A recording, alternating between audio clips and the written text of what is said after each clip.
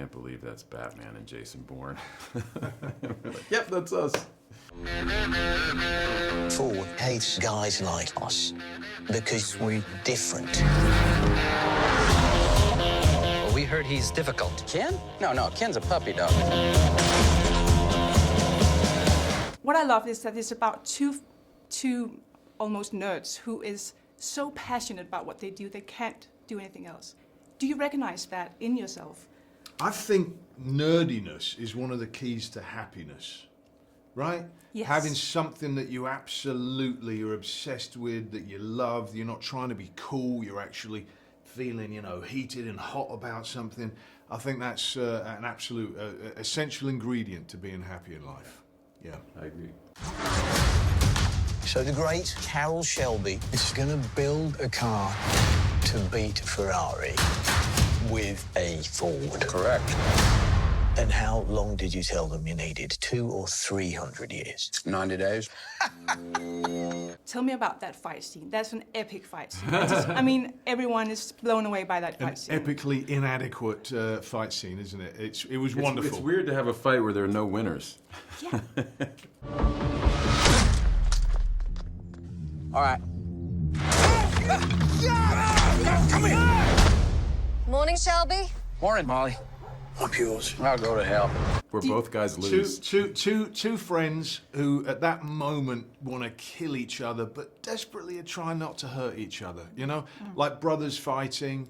They want to get their point across, but, like the great bit where Matt goes and he goes for a can and then he goes for the bread instead because he realizes he doesn't really want to hurt Ken at all. And then also, I was like a featherweight, so Matt would have me on his back and just be sort of flinging me around. I felt like a Muppet in there. And it was also nice that both of us have done a lot of fight sequences in films where we've got to look very capable and like we actually can handle ourselves. And it was great to do a really pathetic fight sequence. It was very different, and we didn't have to spend weeks learning choreography, and it was just a really silly fight. And at one point, we were standing at the monitor looking at a take to see if there was anything we could improve on, and I heard one of the producers behind me, and she just goes, "Can't believe that's Batman and Jason Bourne." We're like, yep, that's us. It's awful. If there's a problem, the computer will find it. Get some scotch tape and a ball of wool. What are they doing? Making your car faster. That's more like it!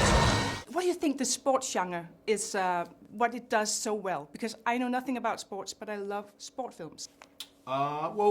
Sports are war without, hopefully, the death, right? Aren't they? It's that's always been... Yeah, it's a very human and visceral attraction to that competition, but hopefully in a friendly way. But with these guys, sometimes it did end in death. Sometimes they didn't get out of the car. That's what is so moving about this, about the racing in particular. Even though the film is really about a friendship, the stakes are so bloody high, and you care about these people, and you do know as he says, as Phil Remington says in the film, sometimes they don't get out the car. And that is what is spellbinding about this, men who choose to do that in spite of the risk. But I think sports movies work when you're really invested in the characters. That's when they work. So I think it's got to be a good movie, and then it can be a good sports movie. But if you're really, and this is such a fun dynamic between these two people, because they did have a beautiful friendship. There was so much love and respect undergirding the conflict that these guys had, because Shelby knew Ken was brilliant, but he also knew that he was just such a disagreeable guy that he was getting in his own way, and so that tension was kind of always there. But they were brothers basically. He was always going to defend him in public, but in private they would have it out. You got a plan? It's high risk. I thought the whole point was to win the damned race. Do you understand the fearlessness of these drivers?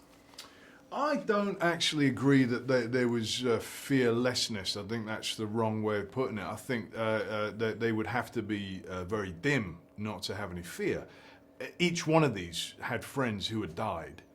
And I think that fear is actually something they would have used. It's not that, it's that they didn't allow the fear to defeat them.